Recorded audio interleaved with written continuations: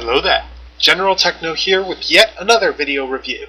Today, everybody's favorite psychotic fire ant from Beast Wars, Inferno, which has proven quite challenging for my camera setup, so if there's a bit of a shaky camera, apologies. It's the best I can do to get him all in frame in ant mode. Anyway, Inferno, he turns into an ant, and like a lot of the Beast Wars figures, he kind of fakes out some of his bug legs. Posability is ball joints galore. There's ball joints here, ball joints here. This ant, bottom part of the ant leg moves. These legs here are on ball joints. Now I'm only looking at one side for ease of use.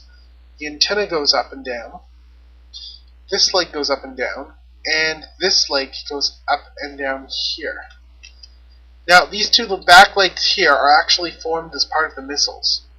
The only catch though is that due to the fact that I didn't know that when I got him at TFCon, I lost the missiles on the show floor, found one, and thought that that was the only missile. So it's my bad entirely that he doesn't have two. The abdomen also rotates 360 degrees, and he's got a little bit of an action feature as well. It's possible if you open and close this jaw here, you can open and close his ant mandibles and bring up the center mandible there. Fear me, I am Inferno. The royalty commands it.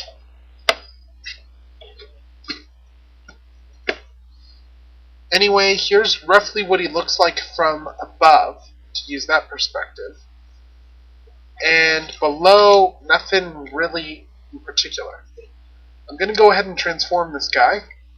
First you start by taking out the missiles, and you flip up the little leg pieces here, create his legs. These pieces fold up to the side. We then take him around like this, and we detach the weapon up here with his mandibles. It's actually two pieces, like so. Next we open this back flap here, flip up the head, and flip the chest down somewhat. These ant legs here are going to fold up like this, and we're going to turn them back around, flip up this piece here, the whole abdomen section, and it should peg in. There's no real peg, but via friction it should fit in nice and secure. And then these pieces here snap together to form his skid plate, I guess. You can then stand him up. He's not all going to be in frame. Apologies there. We're going to fold down the rest of the ant chest here. I'm just going to put him on his knees for now. Fold these legs here back so they're out of the way. Adjust the head. Close this back flap back up. And then stand him up.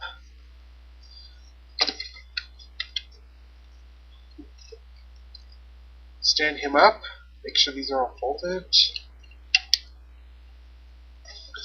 Put his weapons in hand, or rather I'll do that later. And voila, stand him up, and we now have a nice Beast Wars Inferno. Now, as far as Inferno's robot mode, it's nothing really that special, fairly standard Beast Wars articulation. He's got ball joints on his legs, which allows for the greater posability. Mine is in pretty good condition, so they haven't loosened yet, but odds are that repeated use would result in that. It's the same with his arms, same posability as shown before. No real waist posability.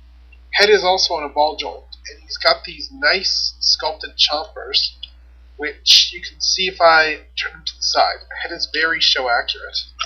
Or rather, the show is very toy accurate, I guess, in that respect.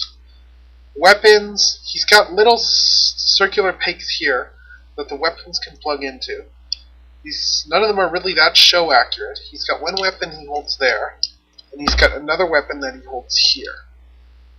Now you can put them on either hand, so it doesn't really matter which. And as for missile storage, he does have missile storage down here, where you can put the missiles there, which I would do if I had the other missile. Or you can, since I only have one, I do this and just load it into the missile launcher here.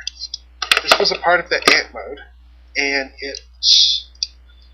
you peg in the missiles here, and then just press the little red button there to fire it off. This also works in beast mode as well, I just didn't show it off there.